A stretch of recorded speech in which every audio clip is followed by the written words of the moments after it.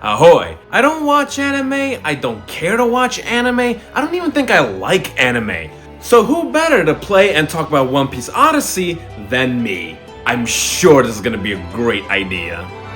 Now before you think Soblev, you're setting yourself up for failure if you play One Piece Odyssey without any experience with the source material. Well, here's the thing. I don't necessarily think there's any truth to that. I for one think you can have fun with a game about a show, even if you didn't watch the show. When I was a kid, my sister's friend gave me her GameCube, and with it, Simpsons Hit and Run. I had never watched The Simpsons at that point, but it didn't stop me from enjoying the game. Many years later, a buddy of mine introduced me to South Park Stick of Truth. I have never watched an episode of South Park at the time, and yet South Park Stick of Truth became one of my favorite video games of all time, and a very rare example of me enjoying an RPG. My point is, if a game does a good job introducing you to the world of the source material, then it doesn't matter if you didn't watch it beforehand. If anything, it could get people interested in the source material. Now, is this me saying that if I enjoy One Piece Odyssey, I'll find myself watching One Piece? Well, how do I put this delicately? I would rather nail my One Piece to a 2x4, set both ends on fire, and try to pry myself free with a butter knife than watch an episode of One Piece. Yeah, I'm still not a fan of anime. I could go into it, but I don't want to open that door. But if it means anything, it's not blind hate. I've watched a good amount and have some that I do enjoy. I watched and loved Death Note, Cowboy Bebop, the first 6 episodes of Attack on Titan over and over, telling myself I'll continue it one day, Kenichi the Midas Disciple, Is This a Zombie, and of course, Dragon Ball. Also, keep in mind, I'm just not a big TV watcher. The planets have to align for me to want to sit down and watch something for hours. But do I have any history with One Piece? No. I've never watched a single episode of One Piece, but I still know these 3 things about it. It's about pirates, it's got over 1,000 episodes, and it takes forever to get to the point. One Piece is insanely popular and has been considered the greatest anime of all time, and I'm sure there's some validity to that. I'm not gonna be naive. If it's lasted as long as it did and is still going on, there's got to be a reason for it. And I'm sure it has a wonderful world to it that's worth exploring. And hopefully One Piece Odyssey can introduce me to that world. Because for sure I'm not watching the f***ing anime. One Piece Odyssey starts with the pirate Luffy and his ragtag crew approaching an island before suddenly being hit with a random storm that crashes their ship onto the mysterious island. They end up meeting with explorer Audio and a mysterious girl named Lim. Lim, who hates and distrusts pirates, takes away all their powers and locks them away in cubes. So from there, the game is split into 2 parts. One has us teaming with Audio to explore the mysterious island and its dungeons to stop elemental colossi, and the other half has us working with Lim to get their powers back, but to do so they have to enter Memoria. Memoria is a world of memories, which means the Straw Hat Pirates are pretty much in their memories recapping their previous adventures, seeing their old allies and fighting their old enemies. So it's a time travel plot without actually being time travel. Remember that. One Piece Odyssey is a turn-based JRPG, emphasis on the J. Odyssey is in Japanese and there's no option to have it be in English, which I know some people would defend it's a Japanese anime. Well, yeah, it's also got an English dub, so I don't see why the game can't have an English dub too. It's a North American game after all. My copy of Kirby Air Ride that I got in Canada gives me both English and French. Because they're considerate, goddammit. Now this isn't my take on sub versus dub. When I did watch anime, I always preferred sub. Sometimes there's nothing happening on screen and it's just a still image with dialogue, so it gives my eyes something to do. It doesn't work with One Piece Odyssey because you'll have moments where you're exploring the environment looking for secrets or something, or trying to avoid enemies, but you also have to pay attention to the dialogue so you don't miss it. Or sometimes during combat, it doesn't give you the subtitles, which I'm sure isn't important, but damn it, it makes me feel left out. Okay, that's 1 paragraph dedicated to the J, not that one. This is an asparagus. Time for the rest! So the combat in One Piece Odyssey is a turn-based RPG. Everyone takes a turn to either attack, use items, or any fun special moves on their enemy to deplete their health before they deplete ours. We got classic RPG elements here, like the ability to inflict statuses like bleed, burn, poison, dizziness, or the worst, confusion. Honestly, confusion is more digestible here than it was in Pokemon. Here in One Piece Odyssey, whenever someone's confused, they just end up attacking their own teammate. Compared to Pokemon who just... Okay, Jigglypuff, attack Combi, who's directly in front of you.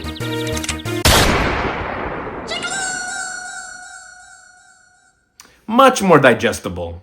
So what are the mechanics of the RPG aspect here? Well, at its core, the combat in One Piece Odyssey is like a game of rock, paper, scissors. There are 3 fighter types, with one being stronger than another, while we could compare to another. Each member of the Straw Hat Pirates is categorized in one of these aspects, like Luffy being a puncher, Zoro being technique, and Usopp being ranged. Against enemies that are ranged, Luffy can easily dominate them, but he'll have a harder time against technique enemies. And right off the bat, One Piece gives you a nice ensemble of characters rather than having you slowly build up your team. You have 2 ranged, 2 technique, and 2 punchers, and also Chopper, who is classified as a puncher, but he is also the designated healer as he has special moves that restore the HP of the rest, so he's great for strategy. My favorite aspect of One Piece Odyssey is how all the characters keep up with each other. My least favorite part of any RPG is having to level up stats, which I know is supposed to cater to people's play type, but I never feel like I'm doing anything right.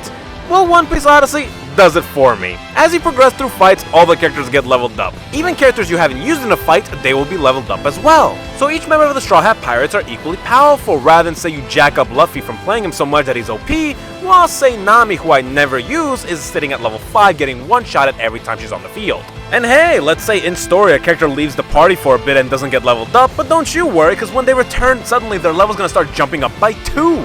But you see, some people can go and say that this makes the game too easy. And you know what? They're right! Another constant struggle I have when playing RPGs is seeing enemies all over the place. I have an extreme innate desire to just run past them, but then I remember that if I don't fight them, I probably won't be leveled up enough to fight the next boss and get my shit wrecked. But damn it, these are all the same fights and I don't want to just do them over and over again. Especially early on when they are all weak and easy, but the game insists on making you fight them 40 times. As much as I loved my time with Pokemon Shining Pearl, I still haven't jumped to another Pokemon game because I don't want to do the first 5 hours again. Well, again, One Piece Odyssey isn't a hard game. You don't have to do all these fights because the game doesn't really pick up in difficulty until much later. And still, there are so many opportunities to level up. During combat, we will have these dramatic scenes which give you certain objectives like knocking out enemies with a certain character or beating an enemy before they get off a special attack. If you accomplish this, the XP boost you get is insane! Like damn, the XP boost gave me more XP than the actual fight! Now to me, this is great. I like the ease I'm having playing it. But I can still acknowledge that the lack of a difficulty selection harms the game for hardcore RPG fans. I'm aware that this harms Odyssey, but it doesn't harm me. The last thing to really say about the combat is the last mechanic it has.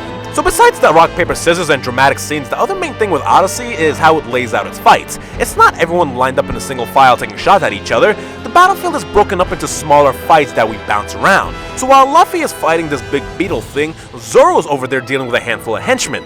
This adds so much strategy as you can adjust how you want your fighters spread out or match how you want the fight to progress. Zoro is by himself against all these guys, but all these guys are punchers, so he can easily dispatch them, and then I can send him to join Luffy fighting the big bad here, and meanwhile I can keep Sniper Usopp at a distance to take shots, and also have my healer Chopper at a safe distance so he can just throw heals without too much concern for his safety. And maybe if Zoro and Luffy need a little more assistance with an enemy, then I can sub out Usopp for Shinji and have him join the fight with the other two while still having Chopper at a distance as long as possible throwing heals. Honestly, I love this management aspect of the game, and it's especially a lot of fun when you're at a tough boss fight and you get through it because of how you planned out the fight.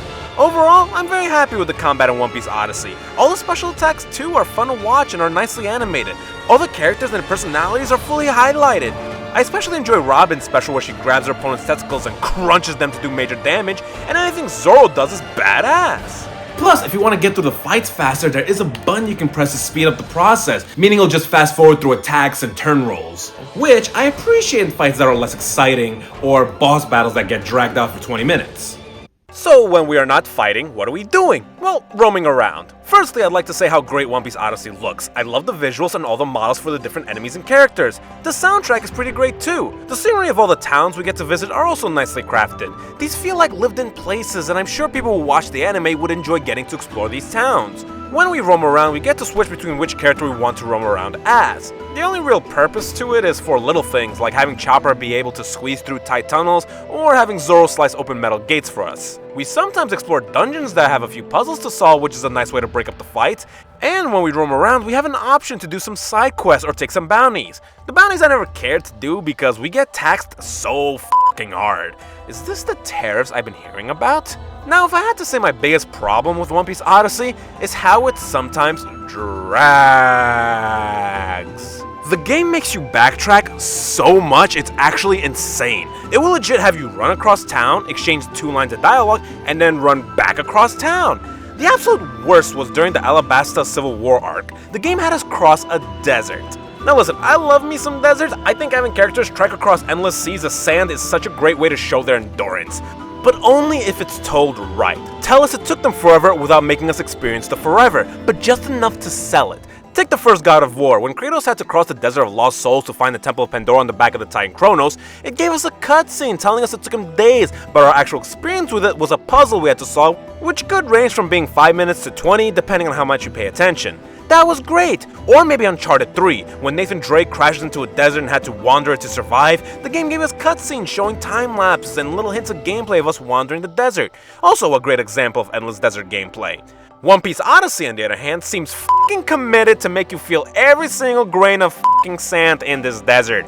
Because holy shit, it has us wander this desert back and forth so many times. You'll cross the desert and then be told you have to go all the way back. It was so fucking terrible. I felt like I had sand everywhere. I never watched One Piece, but something I've heard from people is that it has a pacing issue where it drags things out. One person told me that the show will tell you one story arc in the time that it takes to tell you 5, and I experienced that with Odyssey. The whole Alabasta chapter took me 7 hours of desert crossing to complete, and then the immediate next chapter that had me tackle a real world dungeon only took me an hour to finish. One Piece Odyssey has a very odd pacing issue with how it tells its story. It'll have you spend hours fighting my way through enemies in sand to get to a fortress to save a princess, but when I get to the fortress, instead of fighting my way through waves of enemies, I instead get a black screen that says Luffy saved the princess. Which is just weird because the game has so many rad cutscenes that make me want to jump up and high-five myself, because the game has awesome things happen, but then it'll just gloss over other major developments. Meanwhile, oh, this guy's having stomach cramps. Let's experience every second of us getting him medicine. Which is also the last thing I want to talk about. The plot! Now I understand with most media you do have to suspend your disbelief to enjoy the experience, but the amount of mental gymnastics most anime asks me for is a bit much, and this applies here. So remember, all these past events are memories. This isn't time travel. None of what we're seeing is real. Nothing we do changes the real world outcome. So while it is interesting to see how the game would handle a conflict knowing the outcome, it still bothers me when the game acts like it does matter. Like again, the guy with the stomach cramp. Chopper is so committed to helping him, but I can't stress that he isn't f***ing real. I know it's an odd thing to be frustrated by, but when the game already sidetracks you so much and makes you backtrack like it's your job, it gets annoying when the game wants to help these random ass pedestrians for meaningless things, because it doesn't change anything. In my memories, I can over and over fantasize about the day I met Velbos, and instead of letting him stick around, just shooting him with a rocket launcher, it won't change that he's still here eating my f***ing yogurt. Now sure, some people will argue that, well, this just shows their character. That even if the people aren't real, they still want to help, which ends up going a long way to show Lin that not all pirates are bad.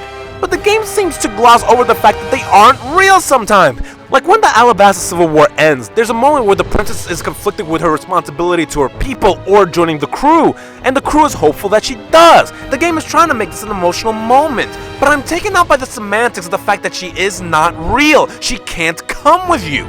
The game kind of fumbles a couple of emotional moments. See, at one point, Luffy runs into his brother Ace, who, to my memory from a very old Watch Mojo video about the top status animated deaths, died, and there's barely anything to it. He just makes a cameo.